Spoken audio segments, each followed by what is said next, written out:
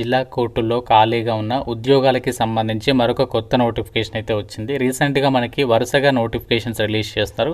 మనకి ఈ యొక్క నోటిఫికేషన్కి సంబంధించి కూడా అన్ని జిల్లాల వరకు అప్లై చేసుకోవడానికి ఛాన్స్ ఉంది. ఎటువంటి ఎక్స్పీరియన్స్ కూడా అవసరం లేదు. ఎలాంటి ఎగ్జామినేషన్ లేకుండానే మీకు డైరెక్ట్గా మీ యొక్క డాక్యుమెంట్స్ని వెరిఫికేషన్ చేసి సెలక్షన్ చేస్తారు. అండ్ సెలెక్ట్ అయిన తర్వాత మీకు జస్ట్ 10 డేస్లోనే జాబ్ పోస్టింగ్స్ అయితే ఇస్తున్నారు. అండ్ మీకు ఒక ఇంపార్టెంట్ అప్డేట్, నేను రీసెంట్గా గవర్నమెంట్ స్కూల్స్లో హాస్టల్ వార్డెన్ జాబ్స్కి సంబంధించి ఆ యొక్క వీడియో అయితే పెట్టాను కదా. ఇంకా చూడని వారు ఇక్కడ మీకు పైన కార్డ్స్లో లింక్ ఇస్తాను. ఆ యొక్క వీడియో కూడా చూసేసి ఆ జాబ్స్కి అయితే అప్లై చేయండి. ముందుగా ప్రతి ఒక్కరు వీడియోని లైక్ చేసి మీరు ఏ జిల్లా నుండి ఈ యొక్క వీడియో చూస్తారో మీ జిల్లా నేమ్ అనేది డెఫినెట్గా కామెంట్లో అయితే రాయండి. ఎందుకంటే మనకి జిల్లాల వారిగా నోటిఫికేషన్స్ రిలీజ్ చేస్తున్నారు కాబట్టి ప్రతి ఒక్కరు మర్చిపోకుండా మీ జిల్లా నేమ్ అనేది కామెంట్ చేసి చూడండి. ఛానల్ని ఫస్ట్ టైం చూస్తున్న వాళ్ళు ఇప్పుడే సబ్స్క్రైబ్ చేసుకుని బెల్ ఐకాన్ని యాక్టివేట్ చేసి పెట్టుకోండి. ఇంపార్టెంట్ అప్డేట్, ఎవరైతే గవర్నమెంట్ జాబ్స్కి సంబంధించి ఇంటి దగ్గర నుంచి ఆన్లైన్లో ప్రిపేర్ కావాలి అనుకుంటున్నారో మీకోసం మన ఛానల్కి సంబంధించి మేము ఆర్కే లాజిక్స్ తరపున మీకు ఆన్లైన్లో క్లాసెస్ అయితే ప్రొవైడ్ చేస్తున్నాము. అన్ని రకాల కోర్సెస్కి సంబంధించి మీకు జస్ట్ 999 రూపీస్కి 1 ఇయర్ వ్యాలిడిటీ అయితే ప్రొవైడ్ చేస్తున్నాము. మీరు ఏ కోర్స్ అనేది తీసుకోండి, మీకు ఇందులో 999 రూపీస్కి 1 ఇయర్ వరకు కూడా వ్యాలిడిటీ అనేది ఉంటుందన్నమాట. బ్యాంక్, రైల్వేస్, ఎస్ఎస్సి అన్ని రకాల కాంపిటేటివ్ ఎగ్జామ్స్కి సంబంధించి కోర్సెస్ అనేవి అవైలబుల్లో ఉన్నాయి. ప్రతి ఒక్కరు మన ఆర్కే లాజిక్స్ యాప్ అనేది డౌన్లోడ్ చేసుకొని, మీకు లింక్ అనేది డిస్క్రిప్షన్లో పిన్నెడ్ కామెంట్లో ఇచ్చాను. ఫ్రీ డెమో వీడియోస్ కూడా ఉన్నాయి యాప్లో. కంటెంట్ అనేది ఒకసారి చెక్ చేయండి, నచ్చితేనే కోర్స్ అనేది తీసుకొని ప్రిపేర్ అవ్వండి. గాయస్, ఇక్కడ మనము జాబ్ డీటెయిల్స్లోకి వెళ్ళినట్లయితే రీసెంట్గా మనకి జిల్లా కోర్టుల్లో ఉద్యోగాలకి వరుసగా నోటిఫికేషన్స్ అనేవి రిలీజ్ చేస్తున్నారు కదా. అయితే ప్రజెంట్ వచ్చినటువంటి జాబ్స్కి సంబంధించి అప్లికేషన్ ప్రాసెస్ వచ్చేసి మనము ఆఫ్లైన్ విధానంలో అప్లై అయితే చేయాలి. అయితే చాలామందికి ఆఫ్లైన్లో అప్లికేషన్ చేయడం అనేది తెలియదు. చాలామంది అప్లై లింక్ ఏది అని చెప్పేసి అడుగుతూ ఉంటారు. సో మనకి నోటిఫికేషన్లోనే వీళ్ళు అప్లికేషన్ ఫామ్ అనేది పెట్టడం అయితే జరిగిందనమాట. సో ఈ అప్లికేషన్ ఫామ్ అనేది మీరు డౌన్లోడ్ చేసుకొని ప్రింట్అవుట్ తీసుకొని, సో దానికి మీరు రిలవెంట్ డాక్యుమెంట్స్ అనేవి అప్లికేషన్ ఫామ్తో పాటు అటాచ్ చేసేసి వాళ్ళు చెప్పినటువంటి అడ్రస్కి పంపించాలి. దాన్ని మనము ఆఫ్లైన్ అప్లికేషన్ అంటాము. సో చాలామంది కన్ఫ్యూజ్ అవుతారు ఆఫ్లైన్ అనేది ఎలా అప్లై చేయాలని చెప్పేసి. సో మీరు అప్లికేషన్ ఫామ్స్ అనేవి పంపించేటప్పుడు కూడా అప్లికేషన్ ఫామ్లో ఎలాంటి మిస్టేక్స్ లేకుండా అప్లికేషన్ ఫామ్తో పాటు మీరు ఏదైతే డాక్యుమెంట్స్ అనేవి పంపిస్తారో ప్రతి జిరాక్స్ కాపీ పైన మీరు సిగ్నేచర్ అనేది ఉండే విధంగా చూసుకోండి. అలా మీరు ప్రాపర్గా అప్లికేషన్ అనేది పంపిస్తే మాత్రమే మీకు ఫర్దర్గా రెస్పాన్స్ వస్తుంది. అలా కాకుండా మీరు ఏ చిన్న ఒక్క మిస్టేక్ చేసినా కూడా మీకు అప్లికేషన్కి సంబంధించి ఫర్దర్ రెస్పాన్స్ అనేది ఉండదు. కాబట్టి ఆఫ్లైన్ అప్లికేషన్ చేసేటప్పుడు మీరు జాగ్రత్తగా అయితే అప్లికేషన్ చేయాల్సి ఉంటుంది. ఇక్కడ మనకి ఈ జాబ్స్కి సంబంధించి వీళ్ళు అప్లికేషన్ ఫామ్ అనేది నోటిఫికేషన్లోనే లాస్ట్ పేజీలో అయితే వీళ్ళు ప్రొవైడ్ చేయడం జరిగింది. ఈ అప్లికేషన్ ఫామ్ అనేది మీరు ప్రింట్అవుట్ తీసుకుని సో దాన్ని మీరు కంప్లీట్గా ఫిల్ చేయాల్సి ఉంటుంది. ఇక్కడ మీరు రీసెంట్గా దిగినటువంటి లేటెస్ట్ పాస్పోర్ట్ సైజ్ ఫోటోగ్రాఫ్ అనేది మీది అతికించాల్సి ఉంటుంది. దాని తర్వాత ఇక్కడ మీరు ఏ పోస్ట్కి అప్లై చేస్తున్నారో ఆ పోస్ట్కి సంబంధించి దాని కింద మీరు ఆ యొక్క అండర్లైన్ అనేది చేసేసేయండి. అండర్లైన్ చేయండి, లేకుంటే టిక్ మార్క్ అనేది ఈ విధంగా చేయండి. తర్వాత మీ నేమ్ అనేది క్యాపిటల్ లెటర్లో ఫుల్గా అయితే రాయాలి. లైక్ మీ ఎస్ఎస్సి మెమోలో ఎలా ఉంటుందో ఆ విధంగా రాయండి. తర్వాత మీ యొక్క ఫాదర్ నేము, ఒకవేళ మీరు మ్యారీడ్ ఉమెన్ అయితే మీ యొక్క హస్బెండ్ నేమ్ అనేది రాయండి. తర్వాత డేట్ ఆఫ్ బర్త్. సో ఇక్కడ మీకు డేట్ ఆఫ్ బర్త్ అది రాసిన తర్వాత ఏజ్ అనేది July 1, 2026 కల్లా మీకు ఏజ్ అనేది ఎంత అని కూడా మెన్షన్ చేయాల్సి ఉంటుంది. తర్వాత ఇది అవసరం లేదు, 4th వన్ స్కిప్ చేసేసేయండి. సో నెక్స్ట్ వచ్చేసి 5th వన్ మీ యొక్క క్యాస్ట్, తర్వాత జెండర్, నేషనాలిటీ, రిలీజియన్, మీ క్వాలిఫికేషన్స్ ఏంటి, తర్వాత మీరు లోకల్ డిస్ట్రిక్ట్కి చెందినవారా లేకుంటే నాన్ లోకల్. సో లోకల్ అయితే లోకల్ అని చెప్పేసి మెన్షన్ చేయాలి ఇక్కడ, లేకుంటే నాన్ లోకల్ అయితే నాన్ లోకల్. తర్వాత పర్మనెంట్ అడ్రస్ రాయాలి. తర్వాత correspondence address with mobile number అనేది కరెక్ట్గా రాయాల్సి ఉంటుంది.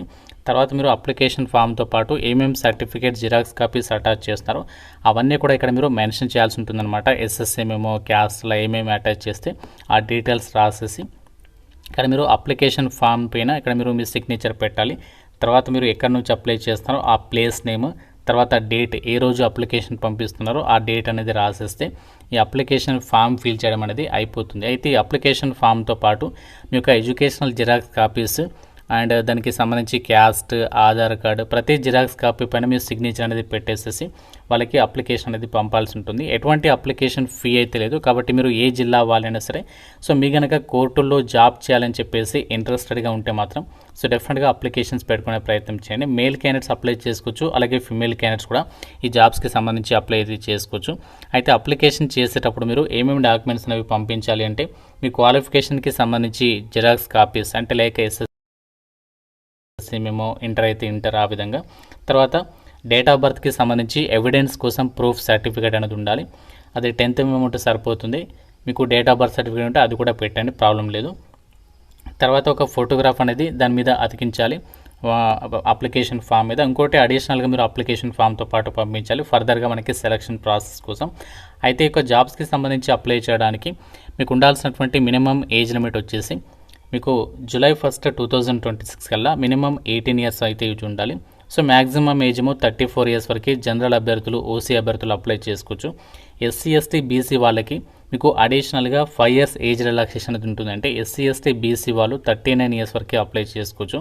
ఇన్ కేస్ మీరు ఫిజికల్లీ హ్యాండిక్యాప్డ్ కానీ ఎక్స్ సర్వీస్మెన్ కానీ అయితే మీరు 44 years వరకు అప్లై చేసుకోవచ్చు. మీకు 10 years ఏజ్ రిలాక్సేషన్ అయితే ఉంటుంది.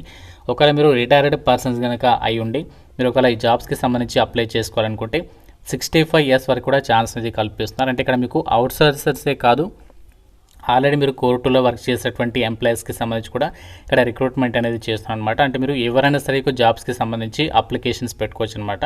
అయితే ఒక జాబ్స్కి అప్లై చేయడానికి మీకు ఉండాల్సినటువంటి ఏజ్ లిమిట్ అండ్ ఆ ఏజ్ లిమిట్ అయిపోయింది. క్వాలిఫికేషన్ విషయానికి వచ్చినట్లయితే ఇక్కడ ఏదైతే కోర్ట్ అసిస్టెంట్ అని చెప్పేసి జాబ్స్ ఉన్నాయి వీటికి వచ్చేసి must have passed intermediate examination conducted by AP or Telangana state board of intermediate education or its equivalent examination for the post of court assistant అని చెప్పేసి ఇచ్చారు.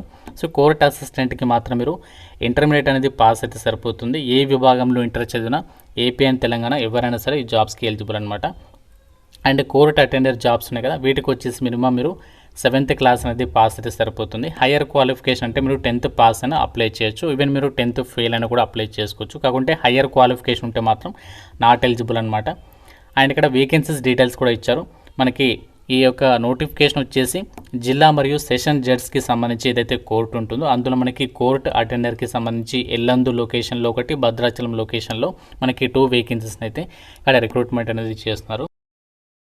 మనకి ఎక్కడి నుంచి వచ్చిందంటే PRL district and session court Bhadradri Kothagudem district నుంచి అయితే రావడం జరిగింది. అయినప్పటికీ కూడా మీరు లోకల్ వాళ్ళు కాకపోయినా నాన్ లోకల్ వాళ్ళు కూడా అప్లికేషన్ అనేది చేసుకోవచ్చు. అప్లై చేయడానికి లాస్ట్ డేట్ మనకి 21st February. ఇంకా మనకి టైం అయితే ఉంది. ఈ యొక్క డేట్లో మనం అప్లికేషన్స్ అనేవి పంపించాలి. అప్లికేషన్స్ పంపాల్సినటువంటి చిరునామా మనకి ఇక్కడ వాళ్ళు కంప్లీట్ అడ్రస్ అనేది ఇచ్చారు. The principal district and session judge Bhadradri కొత్తగూడెంకి సంబంధించి అడ్రస్కి మీరు రిజిస్టర్డ్ పోస్ట్ ద్వారా కానీ లేదంటే కొరియర్ ద్వారా కానీ అప్లికేషన్ అనేది వాళ్ళకి పంపించవచ్చు అనమాట. డైరెక్ట్గా వాళ్ళకి సబ్మిట్ అనేది చేయదు.